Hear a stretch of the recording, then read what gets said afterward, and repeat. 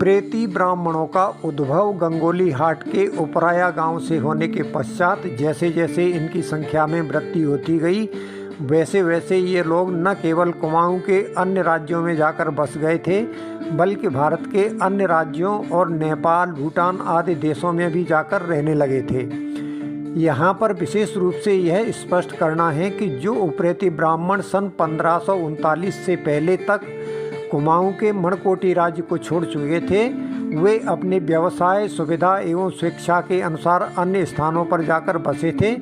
परंतु सन 1539 में जो उप्रेती मणकोटी राज्य से बाहर गए थे, वे अपनी इच्छानुसार नहीं गए थे, बल्कि उन्हें कुमाऊं छोड़ने के लिए मजबूर किया गया था। वस्तुतः उप्रेती ब्राह्मणों पर एक मणकोटी राजा की हत्या का झूठा आरोप लगाकर ब्राह्मणों के एक वर्ग विशेष द्वारा तथाकथित राजाज्ञा के नाम पर ऐसा कत्लेआम किया गया था कि जहां कहीं भी उप्रेती दिखाई दिए, उन्हें वहीं तलवार से मौत के घाट उतार दिया गया और कई महिलाओं तथा बच्चों को उनके घरों में ही जिंदा जला दिया गया। आताताइयों की यह कोशिश थी कि उप्रेती नाम का कोई भी व्यक्ति उस राज्य में जीवित न बच पाए। हुआ भी ऐसा ही। वे मारते काटते रहे और उप्रेती अपनी जान बचाने के लिए इधर उधर भागते रहे। इस बीच कुछ उप्रेती तथा उनके रिश्तेदार रात के अंधेरे में बचते बचाते वहां से निकलकर चंद राज्य, रैका राज्य तथा मैदानी राज्यों की ओर चले गए। इस प्रकार उस समय उस राज्य में एक भी उप्रेती नहीं बचा था। यह तो वह दुर्भाग्यपूर्ण घटना थी जिसके कारण उप्रेती ब्राह्मणों को कुमाऊं से पलायन करना पड़ा था। परंतु कई शताब्दियों बाद एक विदेशी लेखक मिस्टर अटकिंसन ने कुमाऊं के इतिहास पर द हिमालयन गजेटियर नामक एक पुस्तक प्रकाशित कराई थी, जिसमें कुछ ईर्ष्यालु लोगों ने उप्रेती ब्राह्मणों के विरुद्ध यह झूठ लिखवा दिया कि उप्रेती ब्राह्मण दुराचारी थे और उन्होंने राजा की हत्या की थी। मिस्टर अटकिंसन ने पुस्तक में अंग्रेजी में जो कहानी लिखी है, उसका हिंदी रूपांतरण इस प्रकार है। अल्मोड़ा के उत्तर पूर्व सरयू तथा पूर्वी रामगंगा के मध्यवर्ती देश में एक स्वतंत्र राज्य चंद्रवंशियों का कई पीढ़ियों से चला आ रहा था, जो अपने निवास के कारण मणकोटी राजा कहलाते थे।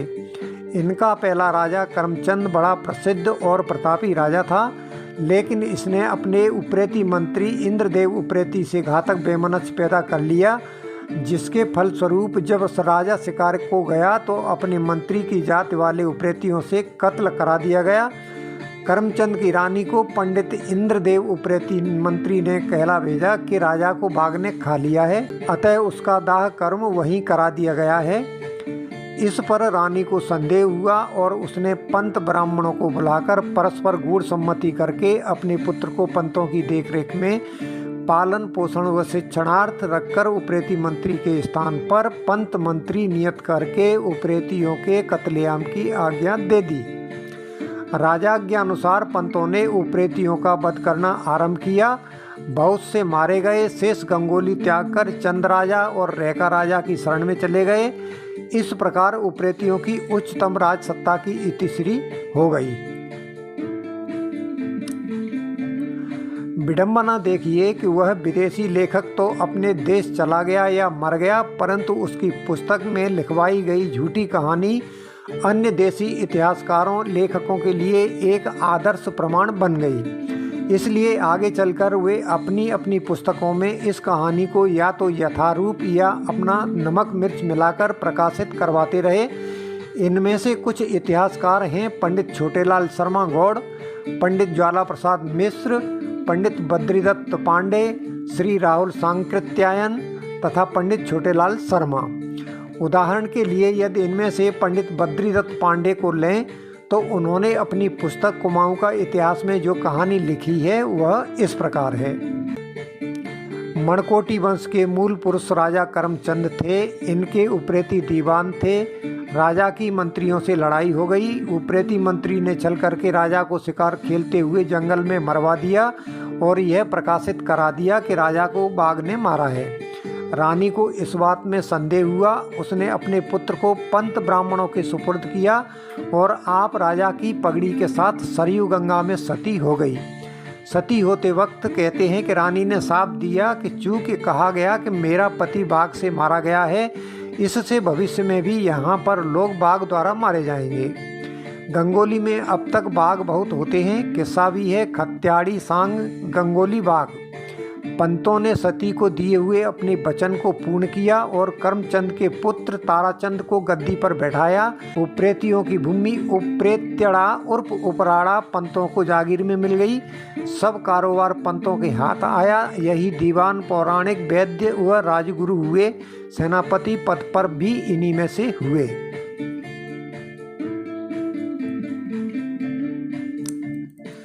राजा की हत्या तथा उप्रेतियों के निर्वासन से संबंधित ये कुछ इतिहासकारों के मंतव्य हैं। जब हमने इन कथनों की गहन समीक्षा की तो यह तथ्य सामने आया कि मारकाट की घटना के समय मणकोटी राजाओं की लगभग 11 पीढ़ियां तथा उप्रेतियों की लगभग 8 पीढ़ियां निकल चुकी थीं। राज्य में उप्रेती ब्राह्मण प्रारंभ से ही एक अत्यंत प्रतिष्ठित समाज रहा था।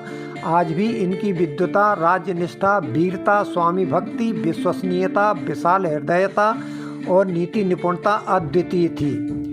इनके सद्गुणों की चर्चाएं न केवल इस राज्य में बल्कि आसपास के राज्यों में भी होती थी और इनकी नीति निपुणता के सर्वत्र उदाहरण दिए जाते थे। तत्कालीन मणकोटी राजा ने इनकी क्षमता और दक्षता को दृष्टिगत रखते हुए इन्हें कुछ विशेषाधिकार भी प्रत्यायोजित कर दिए थे। इस प्रकार राज्य के संचालन, नियंत्रण तथा उसकी सुरक्षा का संपूर्ण दायित्व उप्रेतियों के हाथ में ही था। राज्य में इनका इतना नैतिक दबदबा था कि इनके परामर्शों का प्रतिरोध करने का साहस बहुत कम दरबारियों में होता था। राजनीति में न्याय, धर्म एवं मानवता सर्वोपरि होने के कारण प्रजा भी खुश थी। यद्यपि राजा के आचरण तथा शक्ति में इनके पूर्वजों की अपेक्षा अब थोड़ी सी गिरावट आ चुकी थी, तथापि इन गुणवान उप्रेतियों पर राजा का विश्वास आज भी उतना ही मजबूत था जितना प्रारंभ में हुआ करता था। पूरा राज परिवार इन पर आंखें बंद कर भरोसा करता था, इसलिए संपूर्ण राजकाज सुचारू रूप से चल रहा था और राजा भी निश्चिंत थे। उप्रेती ब्राह्मणों का जिस प्रकार स्वामी भक्ति तथा राज परिवार के विश्वास का आचरण एवं व्यवहार कई पीढ़ियों से रहा था, उससे ऐसा प्रतीत होता था कि उन्हें बदनाम करने के लिए और किसी दूसरे पक्ष को लाभ पहुंचाने के उद्देश्य से ऐसी मनगढ़ंत कहानियां तैयार की गई हैं। जब गहराई से इन कहानियों का अध्ययन किया गया तो यह पाया गया कि न तो इनके तथ्यों में कोई सहजता है, न तारतम्यता व सामंजस्य है, न कथनों में तार्किकता है, न शैली में प्रांजलता है और न ही इनके तथ्य परिस्थिति जन्यता से मेल खाते हैं, बल्कि इनमें विरोधाभासों, विषमताओं, मिथ्यत्वों, त्रुटियों और नासमझियों की भरमार है। पंडित बद्रीदत्त पांडे ने तो कितनी चतुराई से इस बात को गायब कर दिया कि उप्रेतियों का कत्लेआम पंतों ने किया था, जबकि अन्य बातें वहीं से ली गई हैं। उनका एक दूसरा बेतुका कथन देखिए कि वे कहते हैं, सती होते वक्त कहते हैं कि रानी ने शाप दिया, चूँकि कहा गया कि मेरा पति बाघ से मारा गया है, इससे भविष्य में भी यहाँ पर लोग बाघ द्वारा मारे जाएंगे।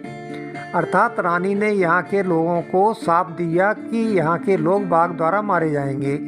अरे भैया, राजा को यदि बाघ ने मारा था या उप्रेती मंत्री ने मारा था तो या तो बाघ को शाप देना चाहिए था या उप्रेती मंत्री को। वहाँ के लोगों का क्या कसूर था कि उन्हें शाप दिया गया। इन इतिहासकारों का एक और कथन देखिए। वे कहते हैं कि मणकोटी के प्रथम संस्थापक राजा को उप्रेती मंत्री ने मरवाया था, जबकि अन्यत्र आया है कि मणकोटी राजाओं तथा उप्रेतियों की कई पीढ़ियां राजा और मंत्री तथा धर्माध्यक्ष आदि होती आई थी। अब बताइए, इन बातों पर कैसे विश्वास किया जा सकता है? बस ऐसे ही तथ्यों से प्रमाणित होता है कि ये कहानियाँ पूर्णतः निराधार, असत्य एवं मनगढ़ंत है। यह वीडियो अधिक लंबा न हो जाए इसलिए हम यहाँ मनगढ़ंत कहानियों तथा उनके खंडन का विस्तृत विवरण नहीं दे रहे हैं। इच्छुक दर्शक उप्रेती ब्राह्मण विमोचिका नामक पुस्तक में संपूर्ण विवरण पढ़ सकते हैं।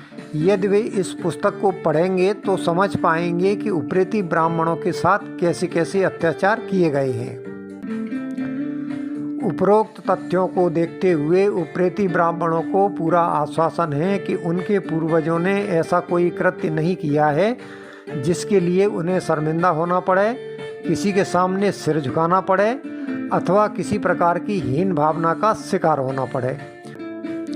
उनके पूर्वज पूर्णतः निर्दोष, निष्कलंक, स्वामीभक्त तथा ईमानदार थे।